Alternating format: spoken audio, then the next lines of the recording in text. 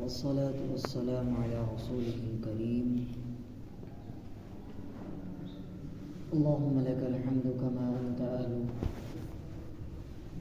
وصل على محمد كما أنت أهل، فافعل بنا ما أنت أهل، إنك أهل التقوى وأهل المغفرة. اللهم ألهمنا مراشد أمورنا وأعذنا من شرور أنفسنا ومن سيئات أعمالنا. اللهم أرنا الحق حقا وارزقنا اتباعه، وأرنا الباطل باطلا وارزقنا اجتنابه.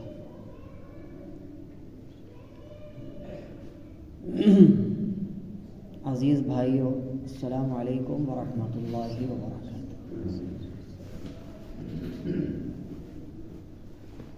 آپ لوگوں نے اعلان سنا قرآن پاک کی تفسیر ہوگی. تفسیر کس کو کہتے ہیں؟ سب سے پہلے ہمیں یہ سمجھنا چاہیے تفسیر کی ڈیفینیشن کیا آتی ہے، تفسیر کا مطلب کیا ہوتا ہے. تفسیر کا مطلب یہ ہوتا ہے، فسر یفسر، عربی زبان میں بولتے ہیں کسی چیز کو روشن کر دینا، کسی چیز پر روشنی ڈال دینا. لائٹیں بند ہیں، آپ نے ٹارچ لی اور آپ نے ممبر پر یا دیوار پر آپ نے ٹارچ ماری، تو یہ آپ نے اس پر روشنی ڈالی ہے. تو تفسیر کہتے ہیں اپنی زبان میں قرآن پاک کو سمجھانا اور سمجھنا اور اس پر روشنی ڈالنا، کیونکہ قرآن پاک عربی زبان میں ہے، تو اسے اپنی زبان میں عوام کو اور خود کو سمجھانے کا نام تفسیر ہے. اس کا مطلب، اس کا ترجمہ، اس کا فلیش بیک، کون سی صورت کب آئی ہے، کیوں آئی ہے، اللہ کے رسول علیہ السلام پر کون سی صورت کس مقصد سے اللہ تعالیٰ نے اتاری ہے، اس کا نام ہے تفسیر کرنا. یعنی قرآن پاک کی باریک باتوں کو جان لینے کا نام تفسیر ہے. اب سوال یہ پیدا ہوتا ہے کہ تفسیر کا سیکھنا یا تفسیر کا سکھانا سنت ہے، نفل ہے یا فرض ہے، کیا ہے؟ تو یاد رکھیے گا، قرآن پاک کو ترجمے کے ساتھ جاننا یہ نہایت ضروری عمل ہے. علماء نے لکھا ہے یہ کیا ہے؟ نہایت ضروری عمل ہے. جب تک آپ کسی چیز کو ترجمے کے ساتھ نہیں جانیں گے اور آپ اس کے صرف رٹے لگائیں گے، میرے بھائی آپ اس کا مطلب نہیں سمجھیں گے. اور جب آپ اس کا مطلب نہیں سمجھیں گے تو پھر آپ کیا اس پر عمل کریں گے، اور آپ کو کیا حلال کا، کیا حرام کا، کیا جائز اور کیا ناجائز آپ کو معلوم ہو جائے گا. بات سمجھ آ رہی ہے؟ تو قرآن پاک کی تفسیر کو ہمیں دل کی محبت کے ساتھ سننا بھی ہے اور دل کی محبت کے ساتھ اس کو سمجھنا اور یاد رکھنا بھی ہے. اللہ رب العزت کا کلام ہے، اللہ رب العزت کی کتاب ہے، لہٰذا بڑے ہی ادب احترام کے ساتھ ہمیں اس کو سننا ہے انشاءاللہ. آگے چلتے ہیں. یہ جو کتاب ہمارے سامنے رکھی ہوئی ہے اس کا نام ہے قرآن پاک. قرآن کس کو کہتے ہیں؟ پچھلے ہفتے میں نے بتایا تھا، قرآن کے معنی آتے ہیں وہ کتاب جو سب سے زیادہ پڑھی جاتی ہو، اس کو قرآن کہتے ہیں. اور زمین پر سب سے زیادہ اگر کوئی کتاب پڑھی جاتی ہے تو وہ قرآن ہے. ٹھیک ہے؟ کوئی بھی آپ سے سوال کر سکتا ہے بھائی قرآن کو قرآن کیوں کہتے ہیں؟ سوال آ سکتا ہے قرآن کو قرآن کیوں کہتے ہیں، قرآن کی میننگ کیا آتی ہے؟ تو آپ کو یہ جواب دینا ہے کہ سب سے زیادہ پڑھی جانے والی چیز اور کتاب کو قرآن کہتے ہیں. یاد رہے گی بات انشاءاللہ. چند باتیں میں نے آپ حضرات کو پچھلے ہفتے بتائی تھی، ان کو تھوڑا سا ریپیٹ کر دیتا ہوں، تازہ کر دیتا ہوں. ہمارے نبی پاک صلی اللہ علیہ وسلم کی جب 40 سال عمر ہوئی اور آپ کو نبی بنایا گیا، سارے نبیوں کو 40 سال میں نبوت ملتی ہے، یعنی نبی بنایا جاتا ہے جب ان کی عمر 40 سال ہوتی ہے. تو جب ہمارے نبی پاک کی عمر 40 سال ہو گئی اور آپ کو نبی بنانے کا اللہ تعالیٰ نے ارادہ فرمایا، تو اللہ نے آسمان سے فرشتہ نازل فرمایا جس کا نام ہے حضرت جبرائیل علیہ السلام۔ کیا نام ہے؟ جبرائیل۔ ہمارے نبی پاک کے غار میں پہاڑ کے کھو میں بیٹھے ہوئے ہیں، ذکر کر رہے ہیں، عبادت کر رہے ہیں، اللہ کو یاد کر رہے ہیں۔ فرشتہ آیا اور اس نے آ کر کے کہا السلام علیک یا محمد، سلامتی ہو تم پر اے محمد۔ ہمارے نبی پاک ڈر گئے اور اتنی زیادہ دہشت ہو گئی آپ کو کہ آپ کو ٹھنڈ چڑھ گئی، کیونکہ اچانک سے کوئی ایسی مخلوق سامنے آ جانا جس کو ہم نے کبھی پہلے نہ دیکھا ہو۔ مثال کے طور پہ ہمارے سامنے اگر ایلین آ جائیں تو ہمارا کیا حال ہوگا؟ ایک ایسی مخلوق جس کو ہم نے پہلے کبھی دیکھا نہ ہو۔ تو ہمارے نبی پاک اتنے زیادہ خوف زدہ ہو گئے، اتنے زیادہ ڈر گئے، اللہ کے رسول علیہ السلام فوراً بھاگ کر کے اپنے گھر پہنچے۔ حضرت خدیجہ رضی اللہ تعالی عنہ آپ کی زوجہ ہیں، سب سے پہلی بیوی ہیں آپ کی۔ اللہ کے رسول نے فرمایا زملونی زملونی، میرے اوپر چادر ڈال دو، مجھے ٹھنڈ لگ رہی ہے بہت زیادہ۔ کیا لگ رہی ہے؟ ٹھنڈ لگ رہی ہے بہت زیادہ۔ حضرت خدیجہ نے آپ کے اوپر کئی چادریں ڈالی۔ آپ کا جب ٹمپریچر تھوڑا ٹھنڈا ہوا، آپ نارمل ہوئے، ریلیکس ہوئے، تو وہاں پر ایک راہب تھا، عیسائی مذہب کا ماننے والا، عیسائی مذہب کا مولوی کہہ لیں آپ اس کو۔ جب اللہ کے رسول نارمل ہو گئے تو حضرت خدیجہ رضی اللہ عنہا اللہ کے رسول علیہ السلام کو عیسائی مولوی کے پاس لے گئی۔ وہ عیسائی مذہب کو پورا جانتا تھا، تو سارا ماجرا اس کو بتایا۔ تو اس نے کہا کہ گھبرانے والی کوئی بات نہیں ہے، اب ان کی عمر 40 سال ہو گئی ہے، اب ان کے اوپر آسمان سے فرشتہ وحی لے کر آئے گا، اور وہ فرشتہ ہی تھا جس نے آ کر کے سلام کیا تھا۔ سمجھ آئی بات؟ وہ کیا تھا؟ وہ فرشتہ ہی تھا۔ گھبرانے والی کوئی بات نہیں ہے، رفتہ رفتہ ان کو عادت ہو جائے گی۔ پھر اگلی بار فرشتہ آیا اور اس نے آ کر کے اللہ کے رسول علیہ السلام کو کہا پڑھو۔ ہمارے نبی پاک نے فرمایا میں تو پڑھا لکھا نہیں ہوں۔ فرشتے نے اللہ کے رسول علیہ السلام کو پکڑا اور زور سے دبایا، پھر فرمایا پڑھو۔ نبی پاک نے فرمایا میں پڑھا لکھا نہیں ہوں، پھر زور سے دبایا، پھر فرمایا پڑھو۔ ہمارے نبی پاک نے فرمایا میں پڑھا لکھا نہیں ہوں۔ یہ واقعہ 3 بار پیش آیا۔ اس کے بعد فرشتے نے اللہ کے رسول علیہ السلام کو فرمایا اور کہا اقرأ بسم ربک الذی خلق، پڑھ اپنے رب کے نام سے جس نے تجھے پیدا کیا۔ خلق الانسان من علق، پیدا کیا انسان کو ایک منی کے قطرے سے، گوشت کے لوتھڑے سے، پانی کے قطرے سے انسان کو پیدا کیا۔ یہ 5 آیتیں اللہ کے رسول پر سب سے پہلے نازل ہوئی۔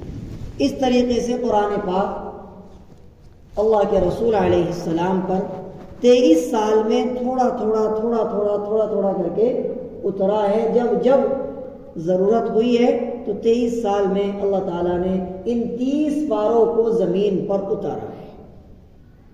ٹھیک ہے؟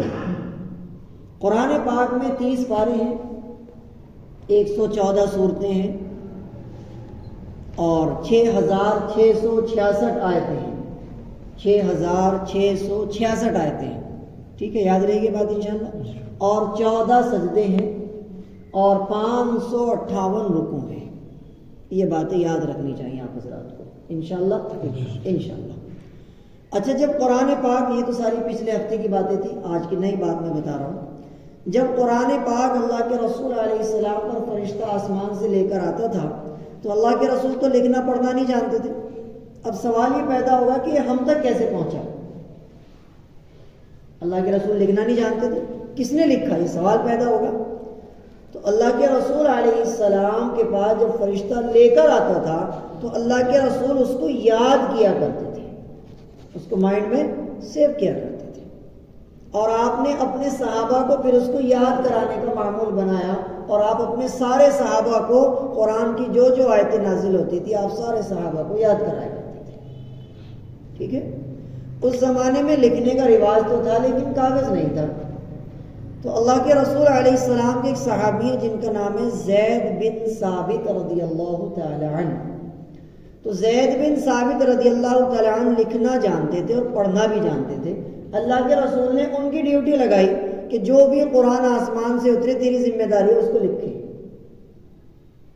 کاغذ تو اس زمانے میں تھا نہیں، تو لکھا کہاں پر تھے؟ وہ لکھا کرتے تھے چمڑے پر، یعنی جانور کا چمڑا، اس پر لکھا کرتے تھے. اسی طریقے سے درختوں پر یا پھر پیڑ کے پتوں پر یا پھر اونٹ کی ہڈی پر، بڑی بڑی ہڈیاں ہوتی ہیں نا اونٹ کی، کلے کی ہڈی، ران کی ہڈی، بڑی بڑی لمبی چوڑی ہڈیاں ہوتی ہیں، ان کو سکھا لیا کرتے تھے وہ لوگ اور اس کو اس کام میں لایا کرتے تھے. اس طریقے سے قرآن مختلف جگہ پر پھیلا ہوا تھا لوگوں کے پاس. کسی کے پاس ہڈی پر لکھا ہوا ہے، کسی کے پاس پتھر پہ لکھا ہوا ہے، کسی کے پاس پیڑ کے پتوں پر لکھا ہوا ہے. مختلف جگہوں پر قرآن پاک لکھا ہوا ہوتا تھا.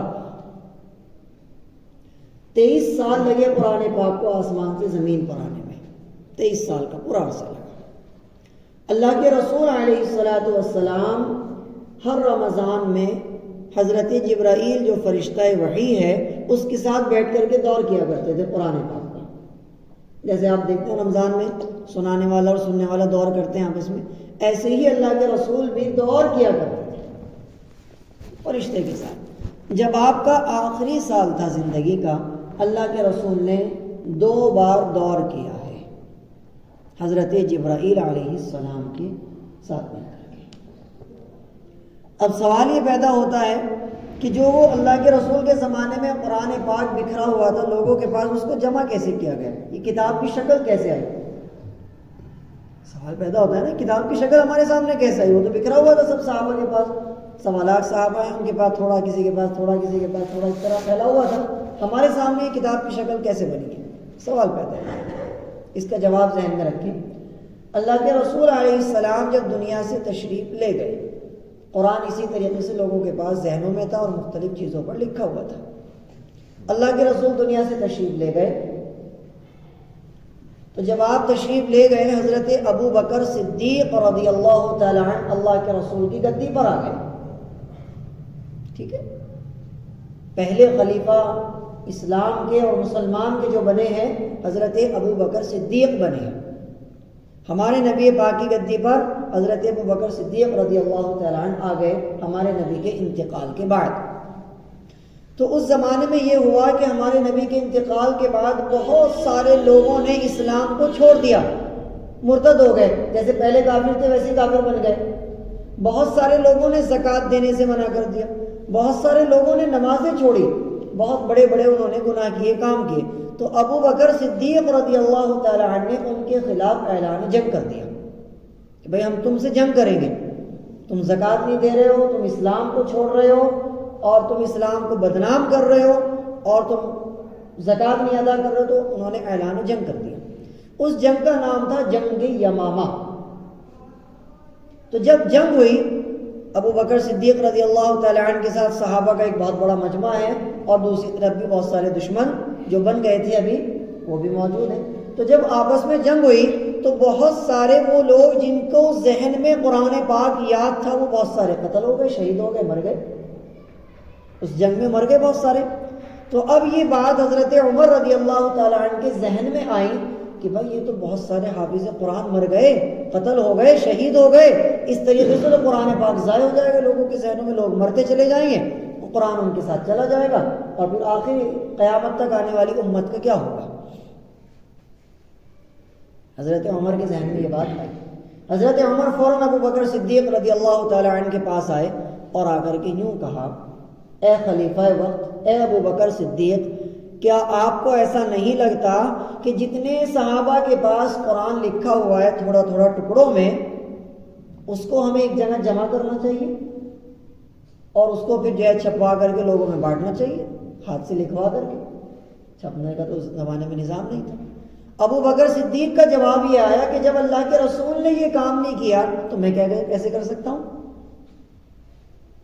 حضرت عمر رضی اللہ تعالیٰ عنہ نے فرمایا کہ یہ نہایت ضروری ہے، اگر آپ ایسا نہیں کریں گے تو قرآن پاک تو ضائع ہو جائے گا. صحابہ مرتے رہیں گے، ان کے ذہنوں میں قرآن ہے اور یہ قرآن ضائع ہو جائے گا، لوگ اپنے ساتھ قبروں میں لے جائیں گے، آنے والی امت کا کیا ہوگا، وہ قرآن کیسے پڑھیں گے. سمجھ آ رہی؟ تو حضرت عمر نے اس چیز پہ بار بار زور دیا. تو حضرت ابو بکر صدیق نے فرمایا کہ اچھا استخارہ کرتے ہیں. حضرت عمر نے استخارہ کیا ایک دن، ان کو کوئی جواب نہیں ملا استخارے میں. دوسرے دن استخارہ کیا، کوئی جواب نہیں ملا. تیسرے دن کیا، کوئی جواب نہیں ملا. یہاں تک کہ مسلسل 7 دن تک حضرت عمر استخارہ کرتے رہے. 7ویں دن جا کر کے یہ جواب ان کو آیا کہ ہاں اس کام کو کرنا چاہیے، قرآن پاک کو ایک جگہ جمع کرنا چاہیے۔ انہوں نے حضرت ابو بکر صدیق کو بتایا کہ میں نے استخارہ کیا ہے اور استخارے میں یہ بات میرے دل میں ڈال دی گئی ہے کہ ہاں اس کام میں کوئی برائی نہیں ہے، کوئی نقصان نہیں ہے۔ اب حضرت زید بن ثابت جو میں نے ابھی بتایا تھا، اللہ کے رسول کے زمانے میں جن کی ڈیوٹی لگائی گئی تھی کہ تمہیں قرآن لکھنا ہے، جب بھی آسمان سے اترے وہ قرآن کے پورے حافظ بھی تھے، کیونکہ لکھتے رہتے تھے، وہ یاد ہو جاتا تھا ان کو۔ اب ان کی یہ ڈیوٹی لگائی گئی کہ بھائی 1.25 لاکھ صحابہ میں جس کے پاس قرآن کے ٹکڑے موجود ہیں، ہڈیوں پر لکھا ہے، پتوں پر لکھا ہے، یا پتھروں پر لکھا ہے، یا لکڑیوں پر لکھا ہے، تو آپ اس کو جمع کریں اور ایک جگہ سارا قرآن لکھ کر کے آپ ہمارے سامنے پیش کریں۔ اور ایسے ہی نہ جمع کر لینا، بلکہ باقاعدہ اس کی شرطیں بنانا، اس کے رول بنانا۔ کوئی بھی آ کر کے کچھ بھی سنا دے تمہیں اور تم اس کو لکھ دو اور قرآن کا حصہ بنا دو، ایسا نہ کرنا۔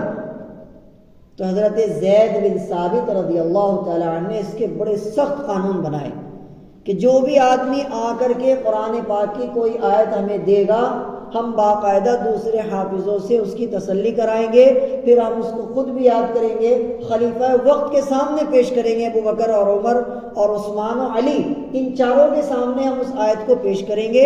اگر ان سب نے پاس کر دیا تب ہم اس کو قرآن میں لکھیں گے۔ بات سمجھ آئی؟ اس طریقے سے زید بن ثابت رضی اللہ تعالی عنہ نے قرآن پاک کو رفتہ رفتہ اس کو جمع کیا، اور پھر ایک جگہ پر یہ قرآن پاک ہمارے سامنے جمع کیا گیا۔ اب حضرت عمر رضی اللہ تعالی عنہ حضرت ابو بکر کے بعد خلیفہ بنے۔ خلیفہ سمجھ رہے ہیں نا؟ بادشاہ، مسلمان بادشاہ بھی کہہ سکتے ہیں، خلیفہ بھی کہہ سکتے ہیں۔ ابو بکر کے بعد اب خلیفہ بنے حضرت عمر رضی اللہ تعالی عنہ۔ حضرت عمر رضی اللہ تعالی عنہ نے اپنی زندگی میں بہت سارے کام کیے ہیں، بہت سارے کام کیے ہیں۔ مثلا پولیس دنیا میں جو سب سے پہلے ایجاد کی وہ حضرت عمر فاروق رضی اللہ تعالی عنہ نے کی تھی۔ اس سے پہلے پولیس نام کی کوئی چیز نہیں تھی دنیا میں۔ حضرت عمر فاروق رضی اللہ تعالی عنہ نے جیل بنوائے، سزائیں بنائیں کہ کوئی آدمی اگر گناہ کرتا ہے اس کی کیا سزا ہونی چاہیے۔ وہ اس طرح کے کاموں میں بہت بزی رہے اور جنگوں میں بہت بزی رہے حضرت عمر فاروق رضی اللہ تعالی عنہ نے ہی فلسطین میں جو بیت المقدس ہے، جس کو پہلا قبلہ بھی کہا جاتا ہے، وہ حضرت عمر رضی اللہ تعالی عنہ جنگ کرنے کے لیے جب وہاں پہنچے تو اس طریقے سے پہنچے کہ آپ کے ساتھ آپ کا ایک غلام تھا اور آپ تھے اور آپ کے پیچھے فوج بھی تھی۔ تو جب وہاں وہ مسجد اقصیٰ کے پاس پہنچے، فلسطین میں پہنچے، تو وہ راستے میں اس طریقے سے جاتے تھے کہ ان کا جو خاص خادم تھا حضرت عمر رضی اللہ تعالی عنہ کے ساتھ ایک اونٹ بھی تھا، تو حضرت عمر اونٹ پر سواری کرتے، تھوڑی دیر کے بعد اپنے خادم کو کہتے بھائی اب تو سواری کر لے، اب میں زمین پہ پیدل چلوں گا۔ پھر تھوڑی دیر کے بعد وہ بیٹھ جاتے اونٹ پہ، وہ پیدل چلتا، پھر وہ اس طریقے سے چینج کرتے رہتے تھے سیٹ کو۔ تو جب وہ فلسطین میں پہنچے تو اس وقت اونٹ پر جو بیٹھا ہوا تھا وہ ان کا خادم تھا، یعنی اس کی باری تھی، وہ باری تھی۔ حضرت عمر پیدل پیدل چل رہے۔ اب ان لوگوں نے، یہودیوں نے یہ دیکھ کر کے اتنا بڑا خلیفہ عمر جس کے نام سے لوگ کانپتے ہیں، اتنا بڑا خلیفہ عمر، اور اپنے غلام، اپنے خادم، اپنے نوکر کو اس نے اونٹ پر بٹھایا ہوا ہے اور یہ پیدل چل رہا ہے، اس سے جنگ لڑنا ہمارے بس کی بات نہیں ہے، ہم اس سے جیت نہیں پائیں گے، اتنا انصاف پسند آدمی ہے، ہم اس سے جیت نہیں پائیں۔ انہوں نے خود بیت المقدس کی چابیاں حضرت عمر فاروق کو دے دی تھی۔ تو حضرت عمر فاروق رضی اللہ تعالی عنہ کا بڑا دبدبہ، بڑا مرتبہ رہا ہے۔ ایک مرتبہ مسجد بنا رہے ہیں، مسجد کی تعمیر ہو رہی ہے، حضرت عمر فاروق رضی اللہ تعالی عنہ کے پاس ایک آدمی آیا، ایلچی یعنی کہ کوریئر بوائے ایلچی، اور اس نے آ کر کے کہا کہ میں ایران سے آیا ہوں، مجھے ایران کے بادشاہ نے بھیجا ہے۔ کہ اچھا بھائی ٹھیک ہے، بتاؤ کیا کہنا ہے۔ تو حضرت عمر رضی اللہ تعالی عنہ اس وقت گارا بنا کر کے دے رہے مزدوروں کو، اور وہ پتھر رکھ کر کے دیوار چن رہے ہیں۔ خلیفہ وقت، بادشاہ وقت ہیں حضرت عمر فاروق، اور گارے میں کھڑے ہوئے ہیں، گارا بنا کر کے وہ مزدوروں کو دے رہے۔ اب وہ ایلچی دیکھ کر کے حیران ہو گئے، یہ بادشاہ ہے تمہارا؟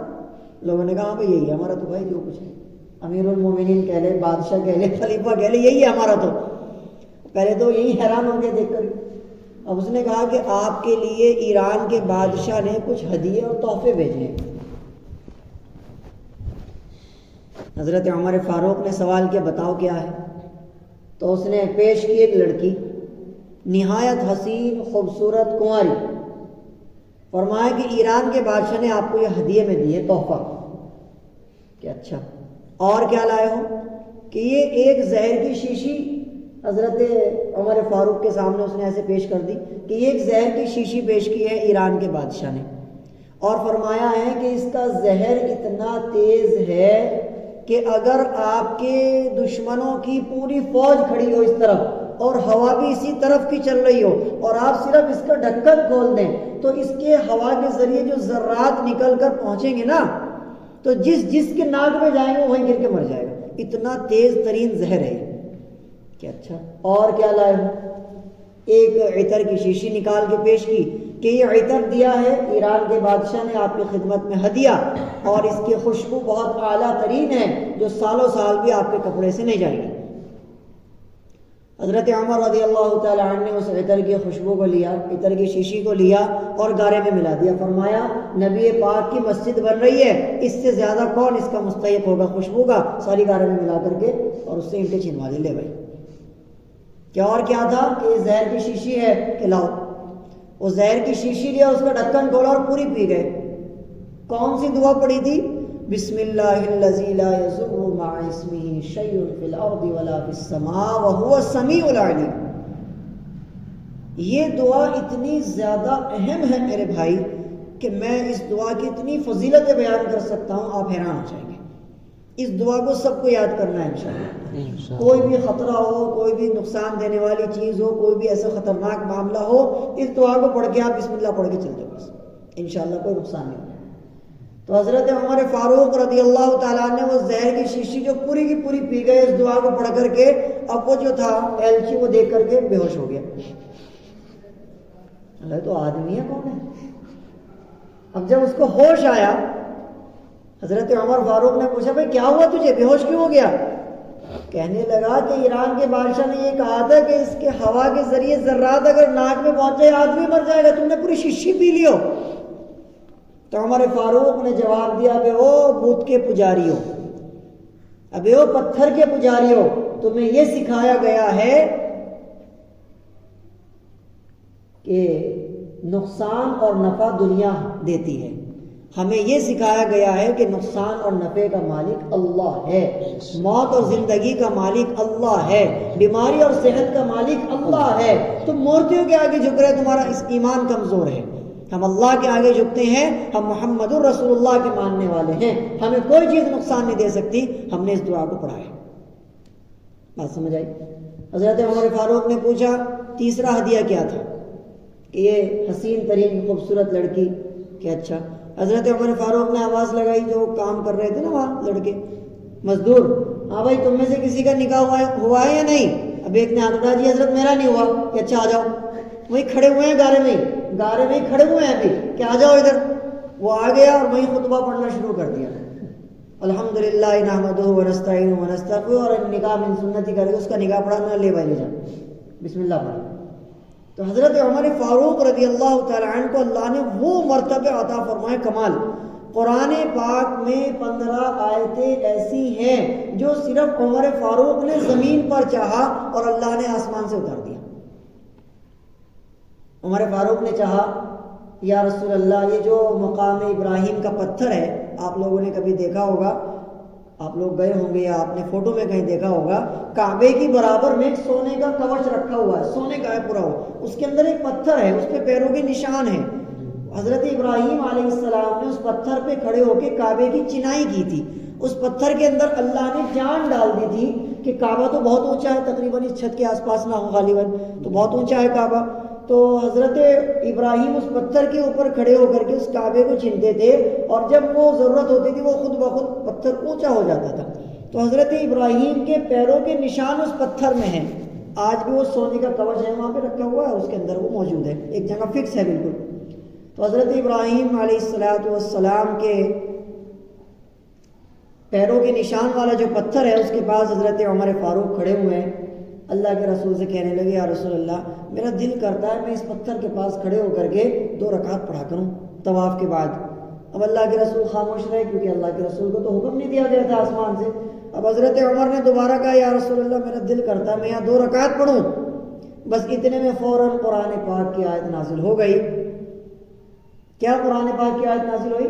وَإِذِ ابْتَلَىٰ إِبْرَاهِيمَ رَبُّهُ بِكَلِمَاتٍ فَأَتَمَّهُنَّ قَالَ إِنِّي جَاعِلُكَ لِلنَّاسِ إِمَامًا قَالَ وَمِنْ ذُرِّيَّتِي قَالَ لَا يَنَالُ عَهْدِ الظَّالِمِينَ وَإِذْ جَعَلْنَا الْبَيْتَ مَثَابَةً لِلنَّاسِ وَأَمْنًا وَاتَّخِذُوا مِن مَّقَامِ إِبْرَاهِيمَ مُصَلًّى، اور مقام ابراہیم کو تم مصلی بناؤ، یعنی 2 رکعت اس کے پاس تمہیں پڑھنی لازم کر دی گئی آج سے۔ تو عمر فاروق کو اللہ نے وہ مرتبہ عطا فرمایا۔ تو یہ قرآن پاک جو ہمارے سامنے آج کتاب کی شکل میں رکھا ہوا ہے یہ عمر فاروق کی بدولت ہے۔ بات سمجھ آ رہی ہے؟ بتانے کا مقصد یہ ہے کہ یہ عمر فاروق رضی اللہ تعالیٰ عنہ کی بدولت ہے جو آج ہمارے پاس قرآن پاک کتاب کی شکل میں رکھا ہوا ہے۔ اگر حضرت عمر رضی اللہ تعالیٰ عنہ ابو بکر صدیق سے نہ کہتے کہ تم اس کو ایک جگہ جمع کرو کتابی شکل دو، اور حضرت ابو بکر صدیق نے تو منع کر دیا تھا، 7 دن تک مسلسل استخارہ کیا حضرت عمر نے، تو یہ ان کا ہم پر بڑا احسان ہے۔ کیا خیال ہے؟ تو اس سے یہ بات بھی معلوم ہو جاتی ہے کہ اگر آپ استخارہ کرتے ہیں کسی چیز کا اور آپ اس میں شیور نہیں ہو رہے، آپ کے دل کو سکون نہیں ملا بھی، تو آپ 7 دن تک مسلسل استخارہ بھی کر سکتے ہیں انشاءاللہ۔ اب آگے چلتے ہیں۔ حضرت عمر فاروق رضی اللہ تعالیٰ عنہ کا جب انتقال ہو گیا، ان کا انتقال اس طریقے سے ہوا تھا، فجر کی نماز پڑھا رہے تھے، فیروز نام کا ایک آدمی وہ چھپ کر کھڑا ہو گیا، اور جب حضرت عمر فاروق فجر کی نماز کی 2ری رکعت میں تھے اس نے چھرا گھونپا تھا آپ کے پیٹ میں، اس طریقے سے حضرت عمر فاروق کا انتقال ہو گیا، شہید ہو گئے تھے۔ اب باری آتی ہے حضرت عثمان غنی رضی اللہ تعالیٰ عنہ کی۔ عثمان غنی رضی اللہ تعالیٰ عنہ 3رے خلیفہ بنے، 3رے بادشاہ بنے اسلام کے، مسلمانوں کے، ہمارے نبی کے بعد۔ پہلے نمبر پر ابو بکر، 2 نمبر پر عمر، اور 3 نمبر پر عثمان غنی۔ یاد رہے گی یہ بات انشاءاللہ۔ عثمان غنی رضی اللہ تعالیٰ عنہ کے زمانے میں بہت زیادہ ڈیولپ کیا انہوں نے، کیونکہ وہ بہت زیادہ مالدار تھے، بزنس مین تھے، بڑے کاروبار تھے عثمان غنی کے، تو انہوں نے ڈیولپ کیا بہت زیادہ۔ مسجدوں کو انہوں نے بہت چوڑا کرایا، مسجدوں میں بہت سارے کام کرائے، اور انہوں نے ایک کام یہ کیا کہ قرآن پاک کے انہوں نے نسخے لکھوائے ہاتھ سے، کئی 100 نسخے انہوں نے لکھوائے، کئی 100، ٹھیک ہے، اور اس کے بعد الگ الگ ملکوں میں، الگ الگ شہروں میں قرآن پاک کو اس انداز میں حضرت عثمان غنی رضی اللہ تعالیٰ عنہ نے پہنچوایا تھا۔ ہندوستان میں سب سے پہلے اسلام جو آیا ہے وہ محمد بن قاسم کے ذریعے آیا ہے۔ اسلام ہندوستان میں جو آیا ہے محمد بن قاسم کے ذریعے سے آیا ہے، یہ بات یاد رکھنے لائق ہے۔ کوئی بھی آپ سے سوال کر سکتا ہے سب سے پہلے زمین ہندوستان پر مسلمان کون آیا تھا، تو آپ کو یہ جواب دینا ہے کہ محمد بن قاسم آیا تھا اسلام لے کر کے سب سے پہلے۔ یاد رہے گی بات انشاءاللہ۔ تو محمد بن قاسم اور اس کے علاوہ بہت سارے لوگ یہاں پر آئے تھے سب سے پہلے اسلام کی دعوت لے کر کے۔ تو عثمان غنی رضی اللہ تعالیٰ عنہ نے قرآن پاک کو ہاتھ سے لکھوایا تھا۔ آج تک ہندوستان میں دارالعلوم دیوبند میں وہ نسخہ جو کا تو موجود ہے۔ میں یہ بتانا چاہ رہا ہوں دارالعلوم دیوبند میں 1400 سال پرانا آج بھی وہ قرآن لکھا ہوا ہے، بغیر نقطوں کا ہے، بغیر زبر زیر پیش کا ہے، بغیر رکوع کا ہے، بغیر آیت کا ہے۔ کبھی آپ کو دیوبند جانا ہو تو آپ وہاں کی لائبریری میں جانا اور وہاں جا کر کے آپ دیکھنا کہ بھائی عثمان غنی رضی اللہ تعالیٰ عنہ نے جو قرآن پاک پوری دنیا میں بھیجے تھے ان میں سے ہم نے سنا ہے قرآن یہاں پر رکھا ہوا ہے، تو آپ کو دکھا دیں گے لائبریری والے۔ اسی طریقے سے اللہ کے رسول علیہ السلام کو ایک کپڑا، امامہ ہے یا رومال ہے، کپڑا ہے آپ کے سفید کپڑا، وہ بھی دارالعلوم دیوبند میں رکھا ہوا ہے، آپ اس کو بھی جا کر کے دیکھ سکتے ہیں۔ انشاءاللہ تعالیٰ بڑا نفع ہوگا، یہ اظہار محبت ہے۔ کبھی جانا ہو دیوبند تو لائبریری میں ضرور جائیے گا انشاءاللہ۔ اب آگے چلتے ہیں۔ اللہ کے رسول علیہ السلام پر قرآن اس طریقے سے نازل ہوا ہے جیسا کہ میں نے آپ کو بھی بتایا۔ اب ہم بات کرتے ہیں اعوذ باللہ من الشیطان الرجیم پر۔ یہ ذرا سی مختصر سی باتیں میں نے آپ کو اس لیے بتائی ہیں کیونکہ ہمیں کوئی بھی چیز شروع کرنے سے پہلے اس کا انٹروڈکشن دینا پڑتا ہے نا، تو یہ قرآن پاک کا مختصر سا انٹروڈکشن تھا کہ قرآن پاک کس طرح آیا، کب آیا، قرآن میں کتنی آیتیں، رکعتیں، میں نے سب چیزیں آپ کو سمجھا دی ہیں۔ اب چلتے ہیں اعوذ باللہ من الشیطان الرجیم، بسم اللہ الرحمن الرحیم۔ آج ہم ان دونوں پر تھوڑی سی بات کریں گے انشاءاللہ، اگلے ہفتے پھر ہم سورہ فاتحہ شروع کریں گے۔ قرآن پاک میں اللہ تعالیٰ فرماتے ہیں پارہ نمبر 14 میں، فَإِذَا قَرَأْتَ الْقُرْآنَ فَاسْتَعِذْ بِاللَّهِ مِنَ الشَّيْطَانِ الرَّجِيمِ۔ فرمایا اے انسان، اے مسلمان، جب تو قرآن پڑھے تو اللہ سے پناہ مانگ شیطان مردود، یعنی سے اللہ کی پناہ مانگ شیطان مردود سے۔ فَإِذَا قَرَأْتَ الْقُرْآنَ فَاسْتَعِذْ بِاللَّهِ مِنَ الشَّيْطَانِ الرَّجِيمِ۔ یہاں پر اعوذ باللہ پڑھنے کا حکم اللہ تعالیٰ قرآن میں دے رہے ہیں، ٹھیک ہے۔ دوسری جگہ فرمایا رب اعوذ بک من همزات الشیاطین واعوذ بک رب ان یحضرون، اے اللہ ہمیں ہمارے ہمزات اور شیطان سے محفوظ فرما۔ تو یہاں پر بھی اللہ تعالیٰ اعوذ باللہ پڑھنے کا حکم دے رہے ہیں۔ اللہ کے رسول صلی اللہ علیہ وسلم پر جو میں نے ابھی بتایا، سب سے پہلے جو فرشتہ اترا تھا وہی لے کر کے، تو اس نے اقرا بسم ربک الذی خلق کی 5 آیتیں آپ پر نازل اتاری۔ اس میں سب سے پہلے اعوذ باللہ اور بسم اللہ بھی تھی۔ بات سمجھ آ رہی؟ اعوذ باللہ اور بسم اللہ نہایت اہم ترین ہیں دونوں۔ ابھی میں آپ کے سامنے دیکھو چند چیزیں بیان کروں گا، آپ حیران ہوں گے سن کر کے۔ اعوذ باللہ من الشیطان الرجیم کا قرآن پاک میں بہت سی مرتبہ ذکر آیا ہے، تقریباً 17 مرتبہ قرآن پاک میں اعوذ باللہ کا ذکر آیا ہے کہ اعوذ باللہ پڑھو۔ اعوذ باللہ کا ترجمہ کیا ہے؟ اعوذ باللہ من الشیطان الرجیم، اس کا ترجمہ ہے پناہ مانگتا ہوں میں اللہ کی شیطان مردود سے۔ پناہ کا مطلب ہوتا ہے کسی چیز کے تلے میں آ جانا، کسی پیڑ کے سائے میں آ جانا، تو آپ پیڑ کی پناہ میں آ گئے، ٹھیک۔ آپ کسی چھجے کے نیچے آ گئے تو آپ چھجے کی پناہ میں آ گئے۔ اب ہم چھت کے نیچے بیٹھے ہوئے ہیں تو ہم سب چھت کی پناہ میں موجود ہیں۔ اعوذ باللہ من الشیطان الرجیم، پناہ مانگتا ہوں میں اللہ کی شیطان مردود سے۔ رجیم مردود، شیطان آپ جانتے ہیں۔ اعوذ باللہ پناہ مانگتا ہوں میں اللہ کی شیطان مردود سے۔ سمجھ آ رہی؟ یہ اس کا ترجمہ ہے۔ یعنی جس طریقے سے آپ نے دیکھا ہوگا جب ایک ماں بچے کو چلنا سکھاتی ہے اور بچہ 1 2 3 قدم چلتا ہے اور پھر گر جاتا ہے تو ماں اس کی طرف ہاتھ پھیلا کر ایسے آ جاؤ آ جاؤ آ جاؤ، ایسے ماں کرتی ہے نا، تو ایسے ہی بندہ اللہ تعالیٰ سے کہہ رہا ہے اعوذ باللہ من الشیطان الرجیم، اے اللہ مجھے اپنی پناہ میں آپ لے لیجیے، شیطان سے میری حفاظت کیجیے، شیطان سے میری حفاظت کیجیے۔ اب آپ اس کے فضائل سنیے۔ علماء کرام نے لکھا ہے اور حدیث پاک میں بھی ملتا ہے، اگر کوئی آدمی ایسا ہے اس کو لا علاج بیماری لگ گئی، کوئی اللہ نہ کرے کینسر ہو گیا، شوگر ہو گیا، یا کوئی اور بڑی خطرناک ترین بیماری ہو گئی جو بالکل جانے کا نام نہیں لے رہی ہے، علماء نے کتابوں میں لکھا ہے کہ اپنی بائیں ہاتھ کی یہ والی انگلی اپنی سنڈی میں ایسے رکھے اور 141 مرتبہ اعوذ باللہ من الشیطان الرجیم 41 دن تک پڑھے، انشاءاللہ کتنی بھی خطرناک ترین بیماری کیوں نہ ہو اعوذ باللہ کی برکت سے ختم ہو جائے گی۔ سمجھ رہے ہو؟ کتنی بھی خطرناک ترین بیماری کیوں نہ ہو اعوذ باللہ کی برکت سے بالکل رفع دفع اور ختم ہو جائے گی ہمیشہ کے لیے۔ کیا بتایا میں نے؟ اپنی بائیں ہاتھ کی یہ والی انگلی اپنی سنڈی میں ایسے رکھے اور 141 مرتبہ اعوذ باللہ من الشیطان الرجیم کو پڑھے، لا علاج کیسا بھی بیماری آ گئی ہو انشاءاللہ وہ بیماری ختم ہو جائے گی۔ سمجھ رہے ہو بھائی؟ تو اعوذ باللہ من الشیطان الرجیم کے عملیات بھی ہوتے ہیں، 2-4 بتا دیتا ہوں، کوئی شوقین یہاں بیٹھا ہوگا۔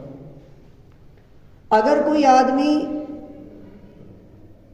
500 مرتبہ روز اعوذ باللہ من الشیطان الرجیم پڑھ لے، یعنی 5 تسبیح، ایک تسبیح میں 100 دانے ہوتے ہیں، اگر کوئی آدمی روز 500 مرتبہ 41 دن تک اعوذ باللہ من الشیطان الرجیم پڑھ لے تو اعوذ باللہ کا عمل اس کے اوپر آ جاتا ہے، تو وہ اعوذ باللہ کا عامل بن سکتا ہے۔ عامل بننا سمجھ رہے ہو نا؟ جیسے جھاڑ پھونک والے بیٹھے رہتے ہیں تو ان میں زیادہ تر تو 98% تو جھوٹ بولتے ہیں کہ ہم عامل ہیں۔ عامل کرنا اتنا آسان نہیں ہوتا، عمل کرنا بڑے مشکل کام ہوتے ہیں، بڑے مجاہدے ہوتے ہیں اس میں۔ مثال کے طور پہ علماء نے لکھا ہے اگر کوئی آدمی اعوذ باللہ کا عامل بننا چاہتا ہے تو اس کو 41 دن تک عمل کرنا پڑے گا، اور 41 دن تک نہ وہ کچا نہ پکا، نہ لہسن نہ پیاز کھا سکتا ہے، نہ کچا نہ پکا، سمجھ رہے ہیں؟ 41 دن تک اگر اس کی ایک نماز بھی چھوٹ گئی، ایک نماز بھی اگر چھوٹ گئی تو پھر دوبارہ وہیں سے شروع کرے گا جہاں سے شروع کیا تھا۔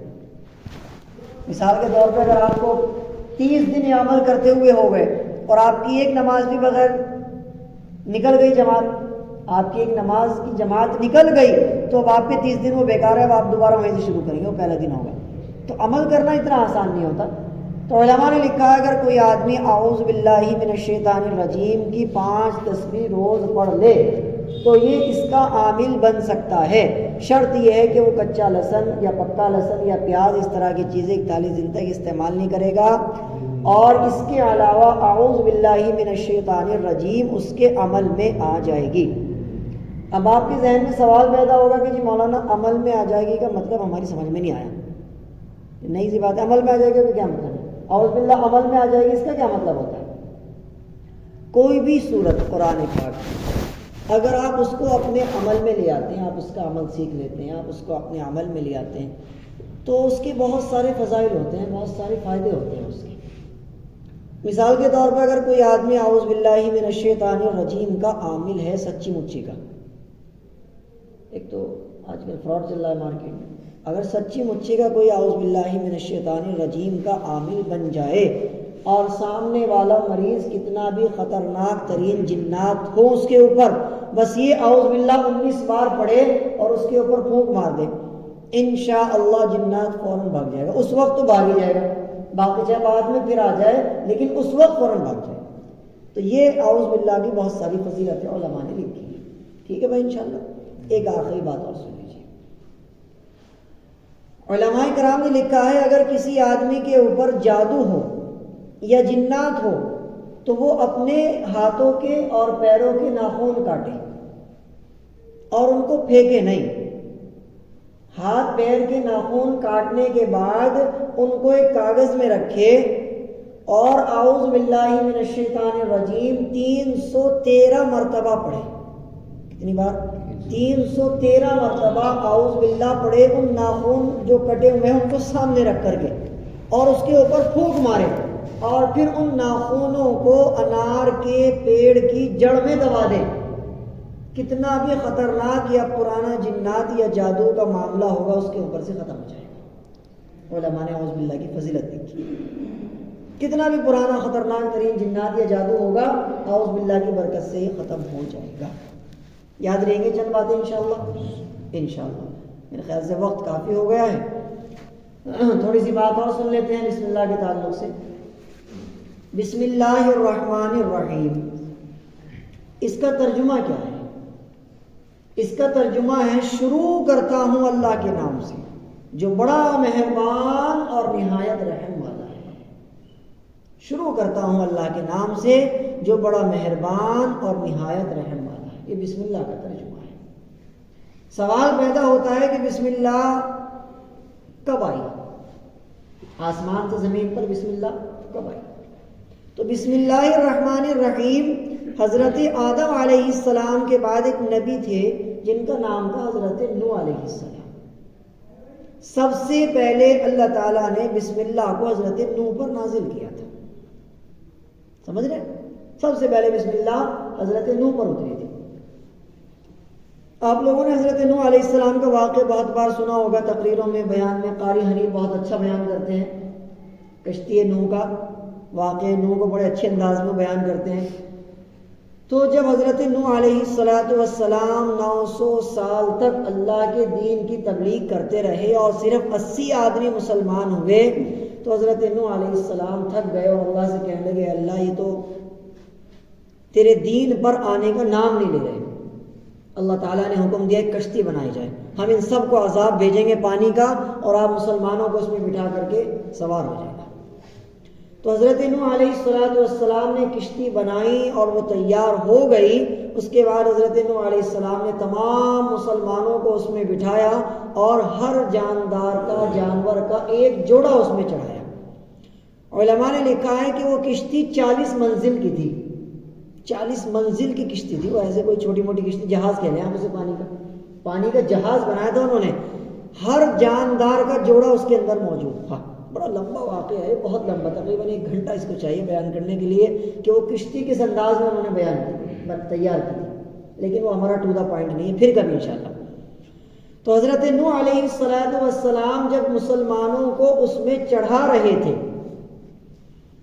تو حضرت نوح علیہ السلام نے تمام مسلمانوں کو اکٹھا کر کے، جو 80-85 تھے، ان کو یہ دعا سکھائی تھی کہ یہ دعا پڑھ کے کشتی میں چڑھنا ہے، بسم اللہ مجریہا و مرساہا ان ربی لغفور رحیم۔ تو اللہ تعالیٰ نے سب سے پہلے بسم اللہ حضرت نوح کو سکھائی تھی۔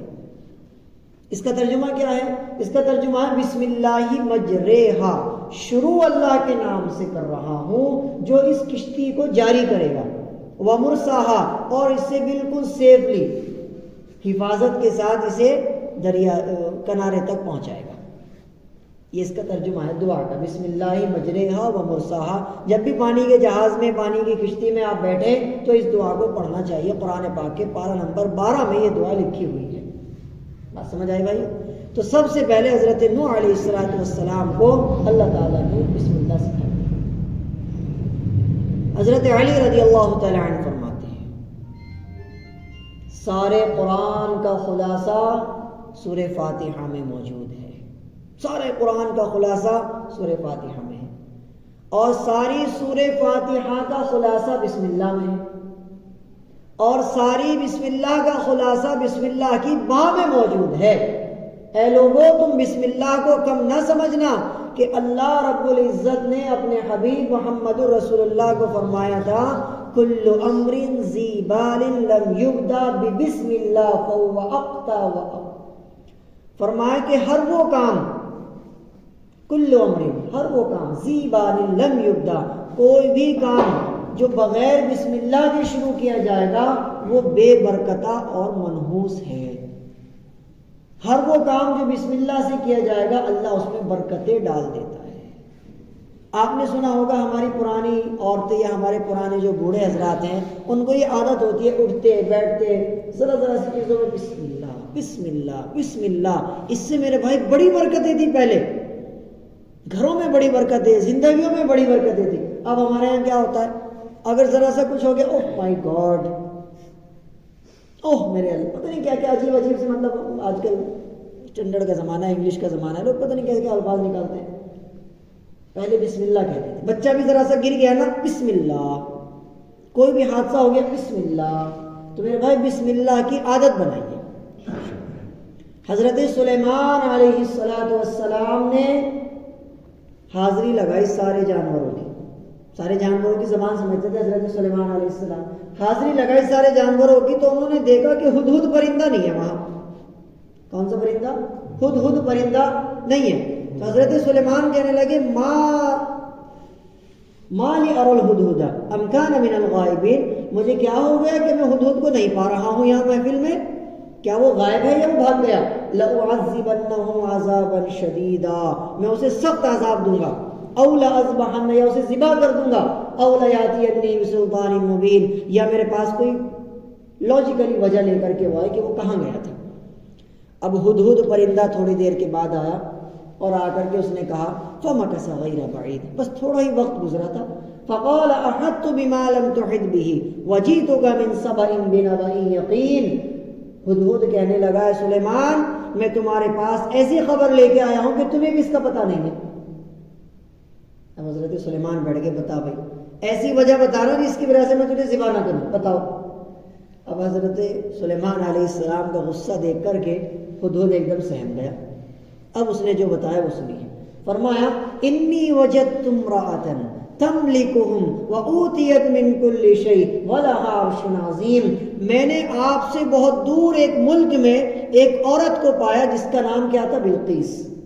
کیا نام تھا؟ بلقیس. اور وہ حکومت کر رہی ہے لوگوں پر، آپ کے ہوتے ہوئے وہ حکومت کر رہی ہے.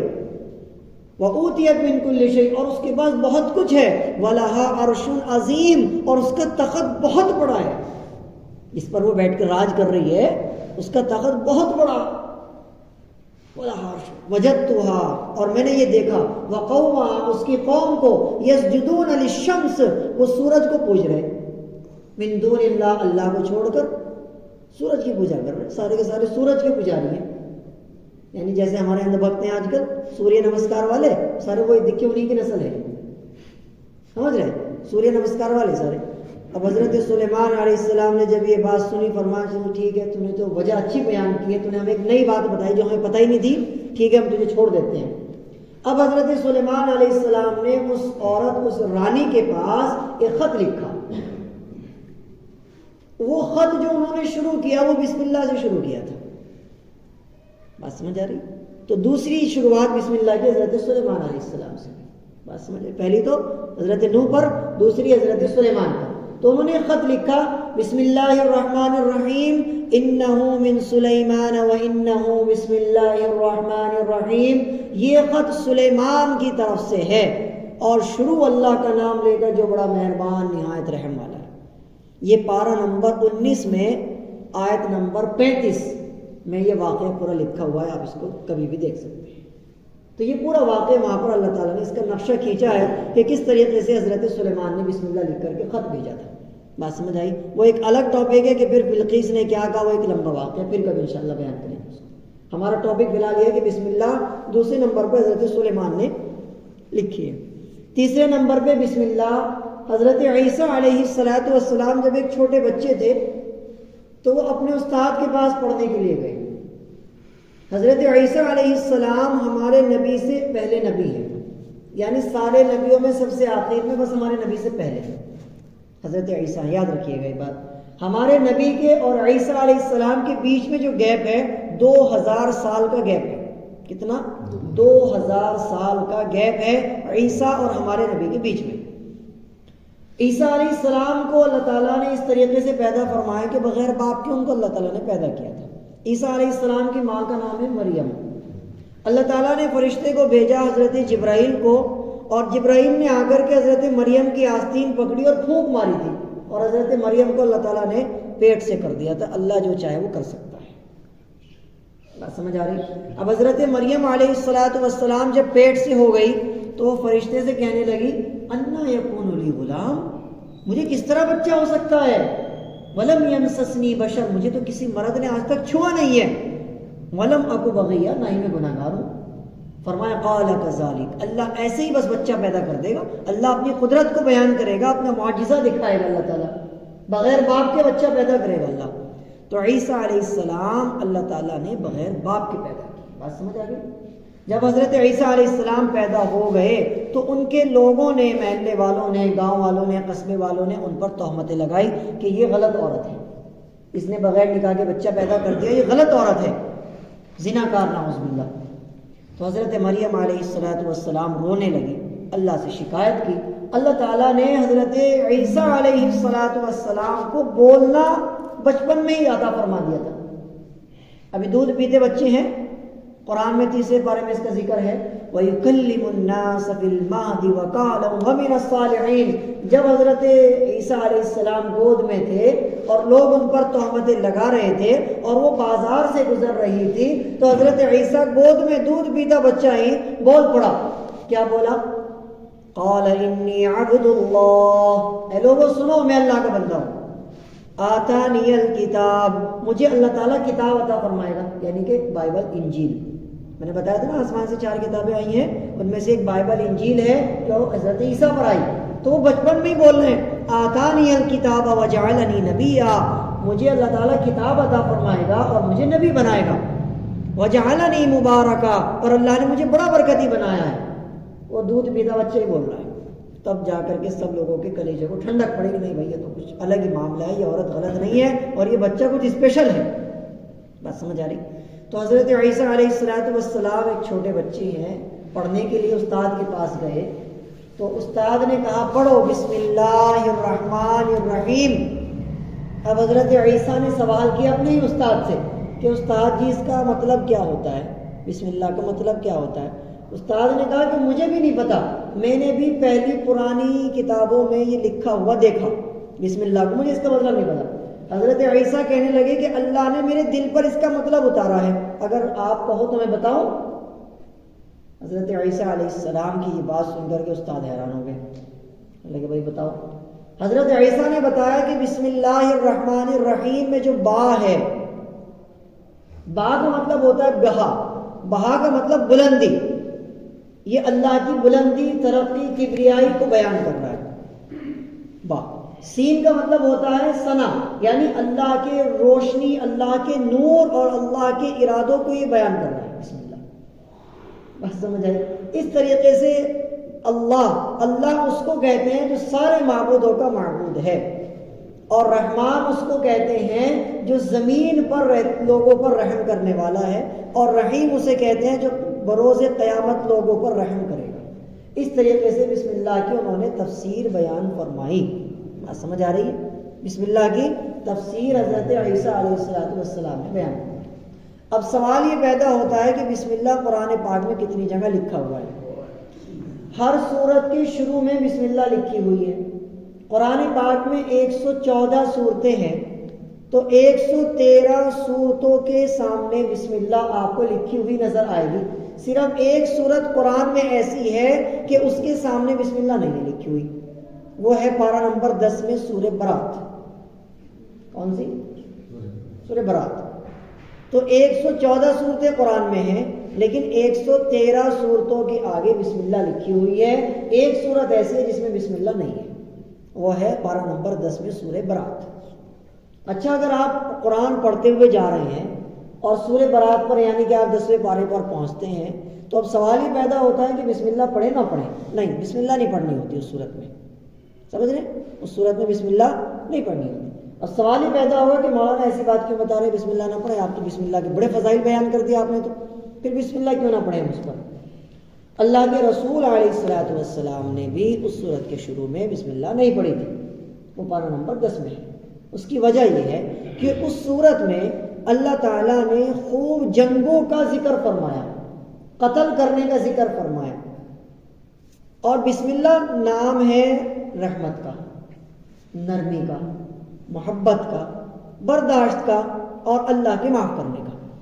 اور اس صورت میں ذکر آ رہا ہے جنگیں کرنے کا، قتل کرنے کا، اور بیڑا غرق کرنے کا۔ بات سمجھ آ رہی ہے؟ تو لہٰذا کمبینیشن بیٹھ نہیں رہا۔ یہ آپ تو شروع کر رہے ہیں بسم اللہ الرحمن الرحیم، اللہ بڑا مہربان نہایت رحم کرنے والا ہے، اور پھر آپ صورت میں پڑھ رہے جنگیں کرو، قتل کرو، یہ کرو، وہ کرو، تو کمبینیشن نہیں بیٹھ رہا۔ اس لیے اس صورت کے شروع میں بسم اللہ نہ اللہ کے رسول نے پڑھی ہے، نہ قرآن میں لکھی ہوئی ہوتی ہے۔ بات سمجھ آ رہی ہے؟ 19ویں پارے میں بسم اللہ موجود ہے، لکھی ہوئی باقاعدہ، ایک آیت ہے 19ویں پارے میں، تو باقاعدہ لکھی ہوئی ہے۔ اچھا، بسم اللہ الرحمن الرحیم کا اگر کوئی آدمی عمل کرنا چاہے تو اس کا کیا طریقہ ہے؟ آخری بات سن لیجیے۔ میرے والد محترم نے مجھے بسم اللہ کا عمل کرایا تھا جب میں تقریباً 15 سال کا تھا۔ آپ میں سے سب کوئی بھی بسم اللہ کا عمل کر سکتا ہے، میں انشاءاللہ پوری بات آپ کو بتا رہا ہوں، اگر آپ چاہیں تو اس کو ذہن میں بٹھا لیں، اور اس میں کوئی خطرہ بھی نہیں ہوتا۔ بہت سی چیزیں ایسی ہوتی ہیں کہ ان کی تاثیر بڑی گرم ہوتی ہے، بہت سی چیزیں ایسی ہوتی ہیں کہ ان کی تاثیر نہایت ٹھنڈی ہوتی ہے۔ بسم اللہ ایک ایسی آیت ہے کہ اس کی تاثیر نہ تو اتنی گرم ہے کہ آپ کا دماغ ہلا دے، نہ اتنی ٹھنڈی ہے کہ آپ کا دماغ جما دے۔ بسم اللہ ایک درمیانہ معتدل مزاج ہے، آپ اس کے عامل بن سکتے ہیں اگر آپ چاہیں۔ علماء کرام نے کتابوں میں لکھا ہے اگر کوئی آدمی 1000 مرتبہ روز بسم اللہ الرحمن الرحیم پڑھے تو بسم اللہ کا عامل بن سکتا ہے۔ 41 دن تک اس کو پڑھنی ہوگی آپ کو، 41 دن تک ہر نماز کے بعد 2 تسبیح آپ اگر بسم اللہ کی پڑھتے ہیں تو آپ بسم اللہ کے عامل بن سکتے ہیں۔ بسم اللہ کا جو موکل ہوتا ہے، ہر آیت کا ایک موکل ہوتا ہے، یاد رکھیں۔ میرے خیال سے بات کہیں اور لائن میں جا رہی ہے، یہاں عملیات بتانے تو نہیں بیٹھا، لیکن چلو بات ذہن میں آ گئی تو بتا دیتے ہیں۔ ہر چیز کا، ہر آیت کا ایک موکل ہوتا ہے، یاد رکھیے، اس کا ایک نور ہوتا ہے، اس کا ایک موکل ہوتا ہے۔ انا اعطیناک کا بھی موکل ہیں، سورہ فاتحہ کے بھی موکل ہیں، اعوذ باللہ کے بھی موکل ہیں، بسم اللہ کے بھی موکل، ہر ایک کے موکل ہوتے ہیں باقاعدہ۔ تو اگر کوئی آدمی بسم اللہ الرحمن الرحیم روز 1000 مرتبہ پڑھتا ہے 41 دن تک، اور وہ لہسن اور پیاز سے اپنے آپ کو دور رکھتا ہے، بدبو والی چیزوں سے دور رکھتا ہے، تو بدبو والی چیزوں میں بیڑی اور سگریٹ بھی آتی ہے بھائی، یہ یاد رکھیے۔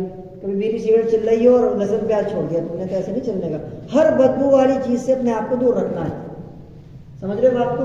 تو اگر کوئی آدمی اس طریقے سے بسم اللہ پڑھتا ہے تو وہ بسم اللہ اس کے عمل میں آ جاتی ہے اور وہ بسم اللہ کا عامل بن جائے گا، یاد رہے گی بات انشاءاللہ۔ اور اس کے بعد پھر ایک طریقہ ہوتا ہے باقاعدہ، شیخ کے ذریعے، استاذ کے ذریعے اجازت دی جاتی ہے اور اس کا موکل بھی آپ حاصل کرا سکتے ہیں، لیکن وہ ایک الگ مسئلہ ہے، اس میں بہت سارے رزق ہوتے ہیں، بہت ساری قربانیاں دینی ہوتی ہیں۔ تو یہ چند چیزیں اعوذ باللہ اور بسم اللہ کے تعلق سے میں نے آپ حضرات کو بتائی ہیں، امید ہے انشاءاللہ آپ حضرات کو پسند آئیں گی اور آپ حضرات ان کو یاد رکھیں گے اور عمل کریں گے انشاءاللہ۔ اللہ مجھے بھی اور آپ کو بھی عمل کی توفیق عطا فرمائے۔ اگلے ہفتے انشاءاللہ سورہ فاتحہ پر ہم بات کریں گے اور سورہ فاتحہ کی تفسیر انشاءاللہ شروع کی جائے گی۔ اللہ مجھے بھی اور آپ کو بھی عمل کی توفیق عطا فرمائے۔ اللهم لك الحمد كما أنت أهله، صل على محمد كما أنت أهله، وافعل بنا ما أنت أهله، إنك أهل التقوى وأهل المغفرة۔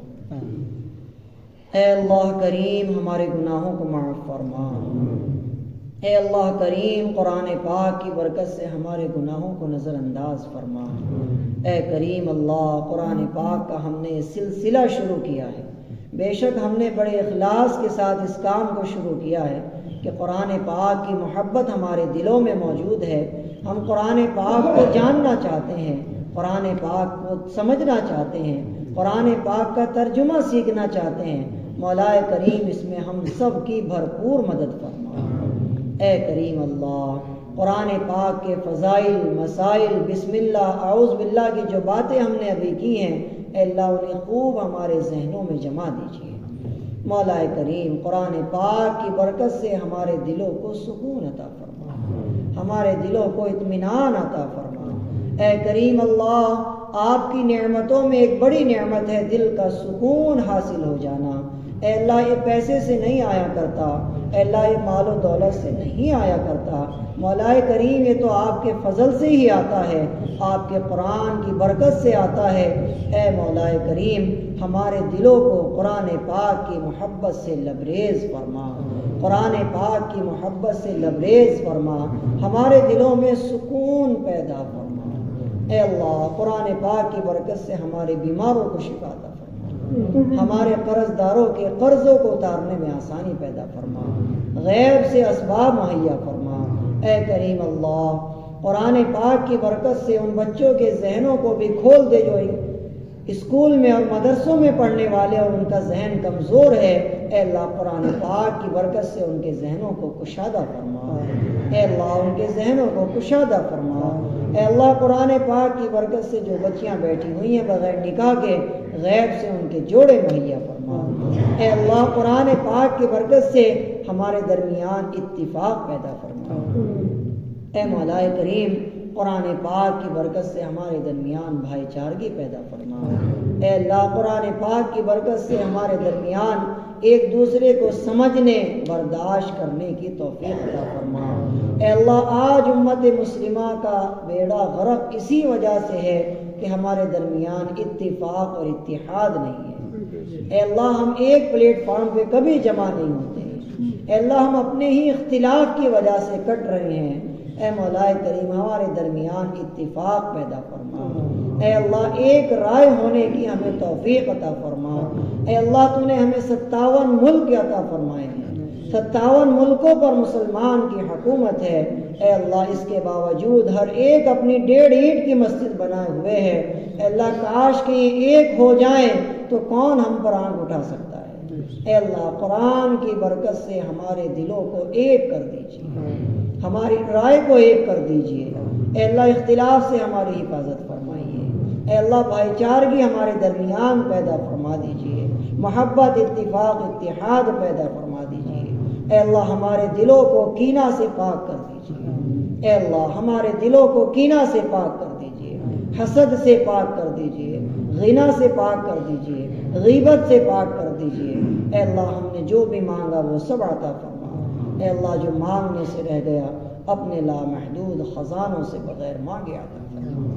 اے اللہ ہماری دعاؤں کو پیارے حبیب محمد رسول اللہ کی برکت سے اپنی بارگاہ میں قبول و منظور